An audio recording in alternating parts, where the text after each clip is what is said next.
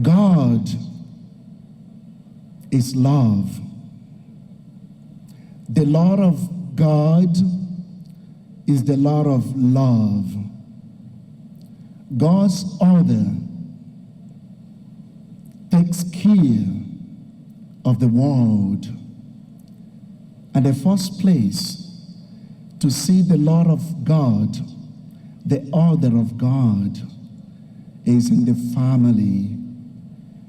The eternal Lord of God, which we call the wisdom of God, that directs for a good purpose humanity, leads to the divine law, which is revealed in the holy books.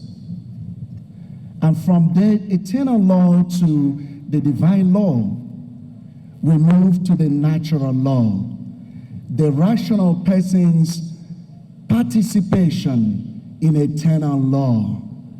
The rational person's participation in eternal law. Then to the human law, which is the interpretation of the natural law.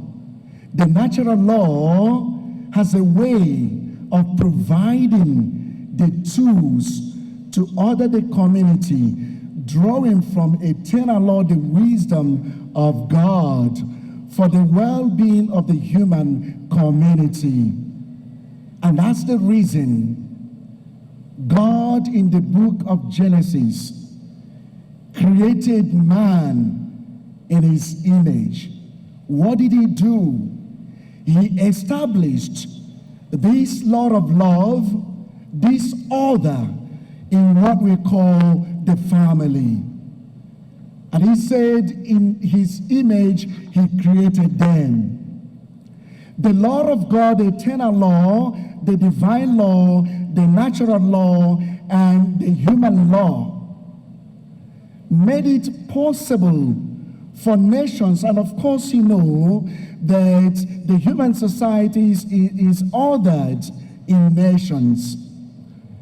In most nations of the world, we have what we call the Invocatio Dei, the invocation of God in the legal documents of the constitutions of the nations, because we cannot do without God and his law and the order he has put in place.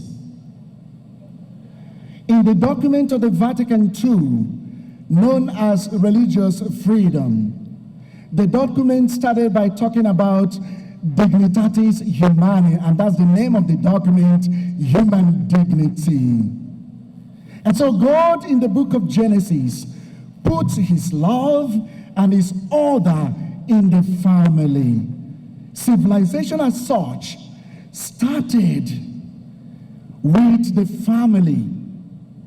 And the moment the human person deviated from that order, from that eternal law, from that divine law, from that natural law, the human person experienced chaos, destabilization, disorder.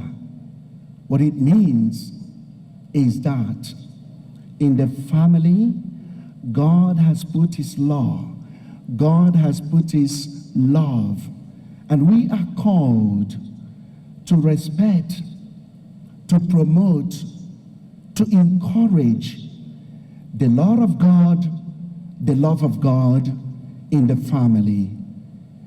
And this law of God, this love of God in the African culture, in the African tradition, in the African setting, we call it Ubuntu. I am because we are. That is why in Africa we don't so much talk about nuclear family. We emphasize extended family because family is community. And because family is community, I am because I participate. I am because we are. Everybody is a person through other persons. You cannot be in isolation. The family is a place of love. John Chrysostom calls the family the first society, the basic unit of every society.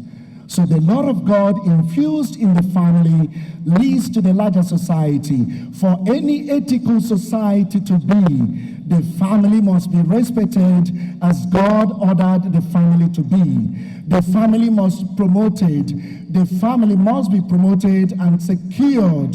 The security of the family is important today because the family is facing serious threat. And you know, when you destroy the family, no foundation can stand. No society can exist without the family. But what is important? What is important is the spiritual value, the spiritual heritage of every family. And this spiritual value is seen expressed in different ways when we talk about Ubuntu, Ujamaa, Harambee, Taranga in Africa. And this is what we celebrate today, the power of family. It is proper also to see how the religious leaders, communities can play a role in this. I close with this. A friend of mine, Alan Eman, we do what we call the kitchen coffee talk in Washington, D.C. Alan told me said that his friend told him one day, I don't care about your theology. I don't care about your treatise. What I want to know from you is, what is your God telling you about how to treat me? That is what we do. How do we come together to solve problems? One family under God. God bless you.